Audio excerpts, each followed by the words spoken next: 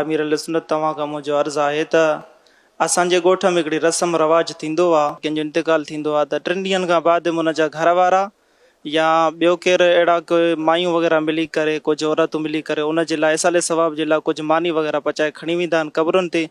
पोइ उते उहा रोहंदियूं बि आहिनि तेज़ आवाज़ सां। उन खां अलावा बेपर्दगी बि थींदी आहे। इन जे बारे में तव्हांजो छा राय आहे? बराए करम रहनुमाई फरमाए। जेको सवाल में ॿुधाया तव्हां, हीअ तो सुठो कमु कान्हे। बेपर्दगी थिए थी त हीअ हराम कमु आहे। क़ब्रिस्तान त तव्हां इबरत जी जाइ आहे, मानी खियण जी जॻह बि कान्हे, उते मानी खणो बि मुनासिब न। पोइ मानी तव्हां खींदा, पोइ शायदि तक़सीम कंदा तो माण्हू बाढ़ क़बरनि ते भॼंदा हूंदा, त हीअ सभु मतिलबु ग़लति कमु आहिनि।